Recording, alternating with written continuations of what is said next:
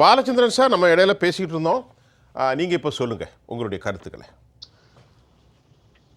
நான் ஆரம்பிச்சேன். அதுல நான் சொன்னேன், இன்ஃப்ளேஷன் 5% தான் உயர்ந்திருக்குன்னு சொல்லி உங்களுடைய புள்ளி விவரங்கள் சொல்லுதுன்னு சொல்றாங்க. கேஸ் விலை முதல்ல எப்படி இருந்தது, இன்னைக்கு எவ்வளவா இருக்கு அப்படிங்கறதெல்லாம் எல்லாருக்குமே தெரியும். புள்ளி விவரங்களை பத்தி ஒண்ணு சொல்லுவாங்க. எல்லா புள்ளி விவரத்தையும் நம்ம ஏமாற்று வேலைன்னு சொல்ல முடியாது. ஆனா புள்ளி விவரங்கள் சாமர்த்தியமாக உண்மைகளை மறைக்க முடியும் அப்படிங்கிறது உண்மைதான். அப்ப எது நிதர்சனம், எது நிதர்சனம்னா, ஒரு தரம் இதுல மேற்கு வங்கத்துல பஞ்சம் வந்த போது டியூபெல் தண்ணி மக்களுக்கு தண்ணி கொடுக்கறதுக்காக டியூபெல் சிங்க் பண்ணணும்னு சொல்லி சொன்னாங்க. அப்ப பினாய் சௌதரிங்கிற அந்த அமைச்சர் கேட்டாரு, என்னாச்சுன்னு சொல்லி கேட்டோம்னா, பிஹெச்இ இவங்க என்ஜினியரிங் சொன்னாங்க, சார் நாங்க ஜிஃபார்ம் இஷ்யூ பண்ணிட்டோம். நாங்க பிடபிள்யூடி சொன்னாங்க, சார் நாங்க இதை சிங்க் பண்ணிட்டோம் சார் அப்படின்னாங்க. இப்படி ஒவ்வொருத்தரும் ஒன்று சொன்னாங்க. அப்ப அந்த அமைச்சர் சொன்னாரு, நான் அவ்வளவா படிக்காதவன், எனக்கு இந்த ஜிஃபார்ம் இதெல்லாம் ஒண்ணும் தெரியாது. ஆனா எனக்கு ஒரு விஷயம் நல்லா தெரியும், டியூபெல்ல இருந்து தண்ணி வந்ததுன்னா எனக்கு தெரியும். அதனால தயவுசெய்து சொல்லுங்க, டியூபெல்ல இருந்து தண்ணி வந்திருக்கா, எத்தனை டியூபெல்ல தண்ணி வந்துச்சுன்னாரு. யாருக்குமே பதில் இல்ல. இதான் புள்ளிவிவரத்துடைய ஒரு டிராஜடி. அதனால புள்ளிவிவரம் ஒண்ணு மட்டும் வச்சு நம்ப முடியாது. நிதர்சனமா வாழ்க்கையில என்ன நடக்குதுன்னு சொல்லி பார்க்கலாம். நிதர்சனமா பார்த்தா விலைவாசி எப்படி இருக்குன்னு நம்ம எல்லாருக்கும் தெரியும்.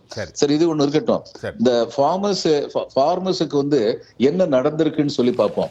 வேற எங்கேயும் போக வேண்டாம். இவங்களுடைய புள்ளிவிவரம், இவங்களுடைய லேபர் மினிஸ்ட்ரி என்ன சொல்லியிருக்காங்கன்னா, இந்தியாவுல உள்ள தொழிலாளர்கள்ல 35 விழுக்காடு, அதாவது இதுல கிராமப்புறங்கள்ல ஃபார்ம்ல இல்லாதவங்க ஏறக்குறைய 67 to 70% இருக்காங்க. அவங்க இந்தியாவுடைய மொத்த தொழிலாளர்கள்ல 35%. அவங்களுக்கு 14 இருந்து 24க்குள்ள no rise in real income. அடுத்து ஃபார்ம்ல வேலை செய்யறாங்களே அவங்களுக்கு 4 இருந்து 5 விழுக்காடுக்குள்ள ரைஸ் இன் இன்கம் இருக்கு, 10 வருஷத்துல இருக்கு. அப்புறம் மத்தவங்களுக்கு இப்ப உங்களை மாதிரி என்னை மாதிரி கன்சல்டன்ட், பேங்க்ல வேலை பார்க்கிறோம், கவர்மெண்ட்ல வேலை பார்க்கிறோம், இவங்களுக்கு 37 விழுக்காடு கூடி இருக்கு. வேலை பார்த்தவங்களே இந்த வேறுபாடு இருக்கு. அடுத்து சரியாக சொன்னார், இது சில பேருக்கு பணப்புழக்கம் ரொம்ப அதிகமா இருக்கு, சில பேருக்கு பணப்புழக்கம் ரொம்ப குறைஞ்சது. ஒரு உதாரணம் சொல்றேன். உக்ரைன் வார் வந்த பொழுது ஏறக்குறைய 1,20,000 கோடி ரூபாய் மதிப்புள்ள பெட்ரோலியம் ப்ராடக்ட்ஸ் ஒரு பேரல் $60 ரஷ்யா நமக்கு கொடுத்தது. கண்டிப்பா. அப்ப நம்ம என்ன பண்ணிருக்கணும், இது ஐஓசிட்ட கொடுத்து உங்க ரிஃபைனரியில போட்டு பெட்ரோல் டீசல்லாம் ஜனங்களுக்கு அந்த ரெடியூஸ் ரேட்ல கொடுங்க அப்படின்னு ஒரு வெல்ஃபேர் ஸ்டேட் சொல்லியிருக்கோம். இவங்க என்ன பண்ணாங்க, அதுல 90 விழுக்காடு ரிலையன்ஸுக்கும் இன்னொரு பெட்ரோலியம் கம்பெனியும் கொடுத்துட்டாங்க. அவங்க என்ன பண்ணாங்க, $60 இவங்கிட்ட வாங்கிட்டு வெஸ்டர்ன் கண்ட்ரிஸுக்கு அந்த மார்க்கெட் ரேட்ல $110 $115 வித்தாங்க. இதை வெஸ்டர்ன் கண்ட்ரிஸ் நம்முடைய எக்ஸ்டர்னல் அஃபேர்ஸ் மினிஸ்டர்ட்ட கேட்டாங்க, ஏங்க இது அநியாயமா இருக்கு, $60 வாங்கி $115 நீங்க விக்கிறீங்களேன்னு. அவர் சொன்னாரு, இது பிரைவேட் செக்டர் பிசினஸ் பத்தி நாங்க என்னங்க சொல்றதுக்கு இருக்கு, அவங்க லாபம் பார்த்து பண்றவங்க. அவர் சொன்னது தப்பு இல்ல. எது தப்புன்னா, இந்த 90% இவங்க ரிலையன்ஸுக்கு இன்னொரு பெட்ரோல் கம்பெனி கொடுத்தாங்களே, அது தவறு. நமக்கு சரியா வந்தது நம்முடைய நாட்டு மக்களுக்காக பயன்படுத்தி இருக்கணும் அப்படிங்கறத கரெக்டா இருந்திருக்கும். இந்த எஸ்சி எஸ்டி ஓபிசியை பத்தி ஒண்ணு மட்டும் சொல்றேன். அதான் இன் ரியல் டேர்ம்ஸ் என்ன நடக்குது, இவங்க 10 விழுக்காடு ரிசர்வேஷன் கவர்மெண்ட் ஜாப்ல எக்கனாமிக்கலி வீக்கர் செக்ஷனுக்கு கொடுத்தாங்க. சில பேர் அது வேண்டானாங்க, சில பேர் வேணும்னாங்க. நான் அதுக்குள்ள போகல. ஆனா இந்த 10% விழுக்காடு, இந்த 10 விழுக்காடு யாரு கொடுத்தாங்க, ஏற்கனவே எஸ்சி எஸ்டி ஓபிசில நாங்க ரிசர்வேஷன் கொடுத்துட்டோம், அதனால அவங்களுக்கு இந்த 10%ல எதுவுமே கிடையாது அப்படின்னு ரொம்ப தெளிவாக ஜிஓ சொல்லுச்சு, கவர்மெண்ட் ஆர்டர் சொல்லுச்சு. அப்போ 1931 சென்சஸ் தான் நமக்குள்ள அதிகாரப்பூர்வமான கடைசி சென்சஸ். அதுல முதல்ல எஸ்சிக்கு 15%, எஸ்டிக்கு 7% கொடுத்த போது அவங்களுடைய பாப்புலேஷன், எஸ்சி பாப்புலேஷன் பெர்சன்டேஜ் 15% இருந்தது, எஸ்டி 7% இருந்தது. ஓபிசிக்கு ரிசர்வேஷன் கொடுக்கணும்னா 1931 சென்சஸ் படி ஓபிசி 52% பாப்புலேஷன். அப்ப அவங்களுக்கு 52% கொடுத்துருக்கணும். ஆனா சுப்ரீம் கோர்ட் சொன்னாங்க, எல்லாத்தையுமே தூக்கி கொடுத்துட்டா மெரிட்டுக்கு ஒண்ணுமே இல்லாம போயிடும், அதனால ரிசர்வேஷன் எல்லாமே சேர்ந்து 50 விழுக்காடுக்கு மேல போகக்கூடாது அப்படின்னு சொன்னதுனால அது எல்லாரும் ஏத்துக்கிட்டு 27 விழுக்காடு ஓபிசிக்கு அப்படின்னு கொடுத்தாங்க. இவங்க இந்த 10% கொடுக்கும் பொழுதே அந்த 50% இது போயிருச்சு. இனிமே யாரும் 50% சீலிங் பேச முடியாது. ஏன்னா ஏற்கனவே 59.5 விழுக்காடு வந்துருச்சு. பிரச்சனை என்னன்னா, எஸ்சி எஸ்டி ஓபிசி இல்லாத ஜனத்தொகை, இப்ப மேல் ஜாதி என்று கருதப்படுகிற ஜனத்தொகை இந்த நாட்டுல எவ்வளவு இருக்கு, உறுதியான கணக்கு கவர்மெண்ட் இருக்கு, வெளியே சொல்ல மாட்டேங்கிறாங்க. அது 10%, சில பேர் 12%, 15%. 15% வச்சுக்குவோம். 15% பாப்புலேஷனுக்கு நீங்க 10% ரிசர்வேஷன் கொடுத்தீங்கன்னா, ஏற்கனவே 50% சீலிங்க நீங்க உதறி தள்ளிட்டீங்கன்னா, 52% உள்ள ஓபிசிக்கு நீங்க எவ்வளவு கொடுத்திருக்கணும், 37% கொடுத்திருக்கணும். கொடுத்தீங்களா? கொடுக்கல. இது ஓபிசிக்கு செய்யப்பட்ட துரோகம். அது தவிர வேற வார்த்தையே கிடையாது. இதுக்கு ஏதாவது பதில் சொல்லுவாங்களா? அதனால வந்து நாங்க எஸ்சிக்கு செஞ்சிட்டோம், எஸ்சிக்கு செஞ்சிட்டோம், ஓபிசி செஞ்சிட்டோம்னா in real terms what happen? அரசு ஊழியர்களையே இவங்களுக்கு கொடுக்க வேண்டியது மறுக்கப்பட்டிருக்கிறது. இதுதான் உண்மை. அதனால வந்து வெளிப்படையா பேசுறது வேற. இப்ப தமிழ்நாட்டுக்கு வந்து இது அதிகமான பணம் இப்ப வந்துகிட்டு இருக்கு நிஜம்தான். ஆனா மொத்தமா தமிழ்நாடு வந்து 6 லட்சம் கோடி கொடுக்கிறோம், எங்களுக்கு 2 லட்சம் கோடி தான் திரும்ப வருதுன்னு சொல்றாங்களே, அது உண்மையா இல்லையா? அது உண்மை. யூபி கொடுக்க கூடாதுன்னு இல்ல. யூபி யாரு? எங்களுடைய சகோதரர்கள். எங்க சகோதரர்கள் வந்து இப்ப ஒரு வீட்டுல வந்து ஒருத்தர் சவல பிள்ளையா இருந்தா அந்த பிள்ளையை வந்து ஊட்டச்சத்து கொடுக்க மாட்டோமா? கொடுக்கணும், கண்டிப்பா கொடுக்கணும், யூபி கொடுக்கணும். ஆனா என்னுடைய கேள்வி எல்லாம் சவல பிள்ளைக்கு வந்து ஊட்டச்சத்து கொடுக்கும் போது ஒழுங்கா நல்லா வந்துகிட்டு இருக்க பிள்ளைக்கு இருக்கிற சத்தை குறைச்சிங்கன்னா அது என்ன நியாயம்? அப்ப நீங்க அடிக்கடி சொல்றீங்களே நாங்க எல்லா மாநிலத்தையும் சரியா பாத்துக்கிறோம்னு. அப்ப நீங்க இந்த ஃபார்முலா வந்து ரிவைஸ் பண்றதுக்கு நீங்க என்ன வழி பண்ணீங்க? உங்களுடைய பிஎம்ஓல வேலை பார்த்த ஒரு அதிகாரி வந்து சொன்னாரு, மாநிலங்களுக்கு கொடுக்க வேண்டிய அமௌண்ட் வந்து பினான்ஸ் கமிஷன் வந்து இது இன்டைரக்டா பிரஷர் கொடுத்து பார்த்தாங்க, அதை கொஞ்சம் குறைச்சிருங்கன்னு சொல்லி அவர் மறுத்துட்டாரு. Mister Reddy who was finance commission chairman, he refused. அப்படின்னு வேற யாரும் சொல்ல, இவங்க அரசுல வேலை பார்த்த ஒரு ஜாயிண்ட் செக்ரட்டரியா பிஎம்ஓல இருந்த ஒரு மூத்த அதிகாரி சொன்னாரு. அந்த யூடியூப் இதே ரெக்கார்டிங்க வந்து காணாமக்கிட்டாங்க. இதுதான் பண்றாங்க. உண்மை இதுதான். இது ஏழை எளியவர்களுக்கான அரசு இல்லை. அதுதான் உண்மை. முதல் கட்ட கருத்தா பாலச்சந்திரன் எடுத்துக்கிறேன். இல்ல, இந்த டைரக்ட் டிரான்ஸ்ஃபர் வந்து ரொம்ப ரெவல்யூஷனரி. அதுல டைரக்டா பெனிஃபிஷரி போய் சேருதுன்னு சொன்னாங்க. இப்பதான் சிஏஜி வந்து ஒரு அறிக்கை கொடுத்தாரு. ஒரே ஒரு டெலிபோன் கனெக்ஷன்ல 7.5 லட்சம் பேருக்கு வந்து கொடுத்ததா சொல்லியிருக்காங்க. அதுல வந்து இரெகுலாரிட்டி இருக்குன்னு சொல்லி அவர் சொல்லியிருக்காரு. இரெகுலாரிட்டி வார்த்தை ரொம்ப ஜென்டலான ஒரு வேர்டு அவர் சொல்லியிருக்காரு. அதனால இந்த டிஜிட்டல் டிரான்ஸ்ஃபர்ல வந்து எந்த விதமான தவறுமே நடக்காது அப்படின்னு சொல்லி பேச முடியாது. இன்னொன்று வந்து இந்த மாதிரி டிஜிட்டல் டிரான்ஸ்ஃபர் நடக்கும்போது இது உண்மை. ஸ்டேட் பேங்க்ல வந்து பல கேள்விகள் எழுப்பப்பட்டன. 1000 ரூபாய் 6000 ரூபாய் போகுதுன்னா இது வரைக்கும் நீங்க வந்து மினிமம் பேலன்ஸ் வைக்கலன்னு அதுல 538 ரூபாய் பிடிக்கிறாங்க அப்படின்னு சொல்லி சொன்னாங்க. இதெல்லாம் நடக்கத்தான் செய்யுது. அதனால இது வந்து பெஸ்ட் வே அப்படின்னு சொல்ல முடியாது. இப்ப அடுத்து வந்து புள்ளி விவரங்களை பத்தி திரு நவநீத கிருஷ்ணன் சரியா சொன்னார். அது இப்படியும் போடலாம் அப்படியும் போடலான்னு. ஆனா இந்த ரிசர்வேஷன் பத்தி நான் சொன்னதுக்கு அவர் பதில் சொல்லல. ஒரு சின்ன உதாரணத்து மூலம் மறுபடியும் விளக்குறேன். இன்னைக்கு 2 லட்சம் இடங்கள் அரசு பணியில காலியா இருக்குன்னு சொல்றாங்கல்ல. இந்த 2 லட்சம் இடங்கள் நிரப்புறதுன்னா 10% வந்து அதுல 20,000 வருது. இந்த 2 லட்சத்துல 27% அப்படிங்கிறது அதுல வந்து 54,000 வருது.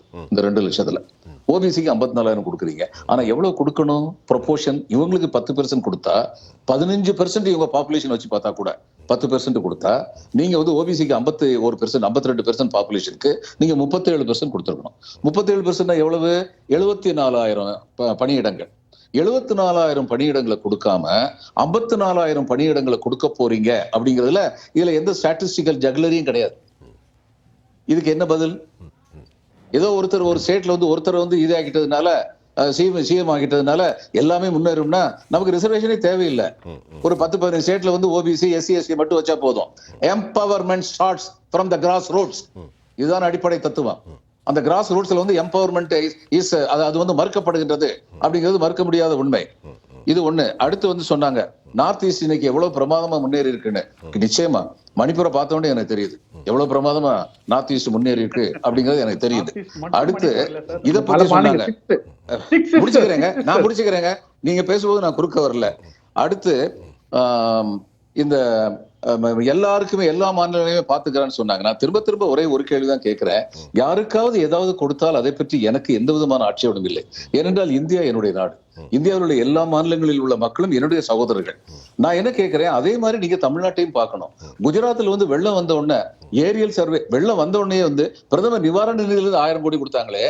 தமிழ்நாட்டில் வந்து எல்லாரும் இன்னைக்கு வரைக்கும் தமிழ்நாட்டுக்கு சென்னையில் நடந்த பெருமழை இதுக்கும் திருநெல்வேலி தூத்துக்குடியில நடந்ததுக்கும் ஒரு பைசா கொடுக்கப்படவில்லை.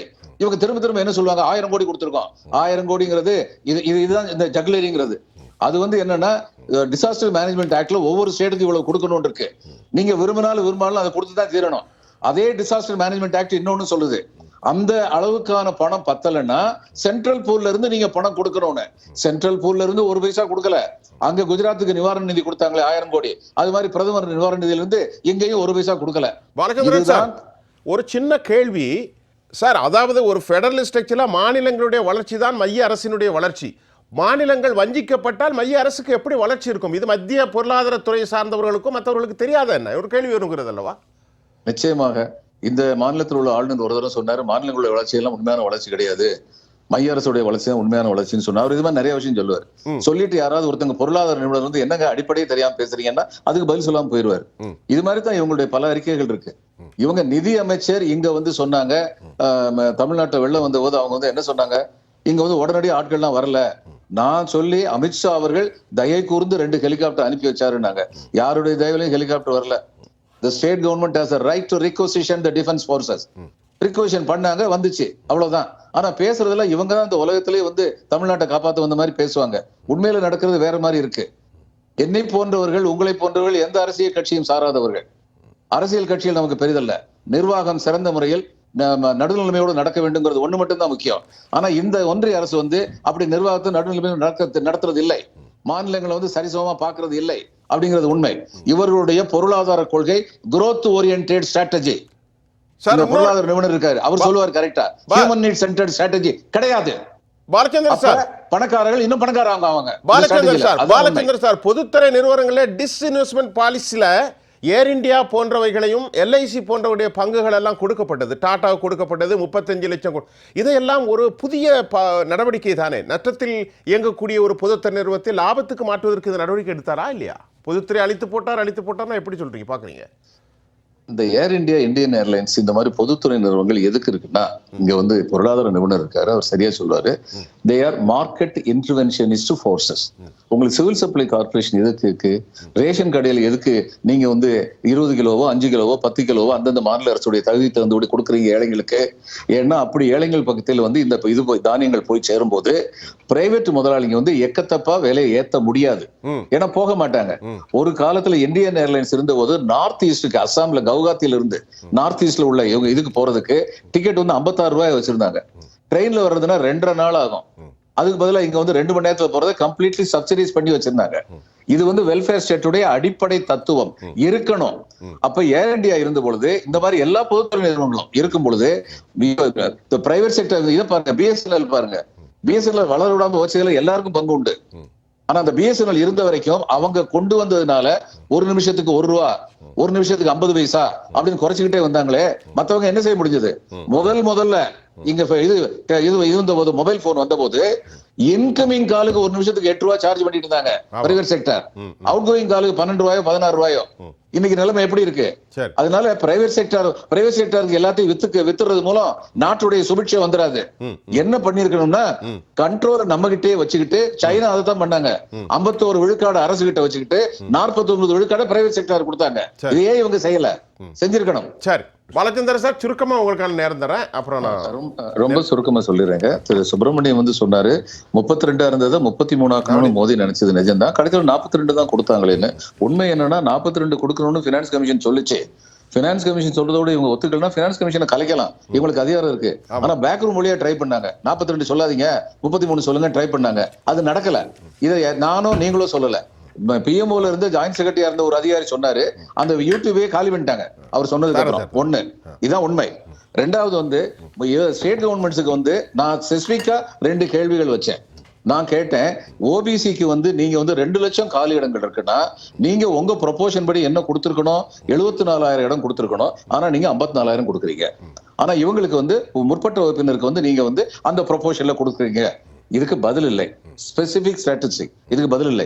இந்த நிவாரண நிதி, வெள்ள நிவாரண நிதிக்கு நான் வந்து சொன்னேன், குஜராத்துக்கு பிரைம் மினிஸ்டர் ரிலீஃப் ஃபண்ட்ல இருந்தும் கொடுத்தீங்க, அடுத்து டிசாஸ்டர் மேனேஜ்மெண்ட் ஆக்ட்ல என்ன கொடுக்கணும்னு சொல்ல அதையும் கொடுத்தீங்க. ஆனா இங்க தமிழ்நாட்டுக்கு பிரைம் மினிஸ்டர் ரிலீஃப் ஃபண்ட் இருந்தும் கொடுக்கல. டிசாஸ்டர் மேனேஜ்மெண்ட் ஆக்ட் சொல்ற மாதிரி சென்ட்ரல் பூல்ல இருந்து ஒண்ணுமே கொடுக்கல.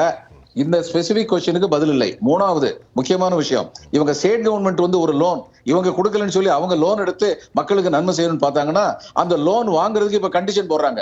எங்களுடைய ஸ்கீம் எல்லாம் நீங்க நிறைவேற்றினாத்தான் நீங்க லோன் வாங்குறதுக்கே பெர்மிஷன் கொடுப்போம் அப்படின்னு. இது என்ன ஜனநாயகம்னு இவங்க தான் சொல்லணும்.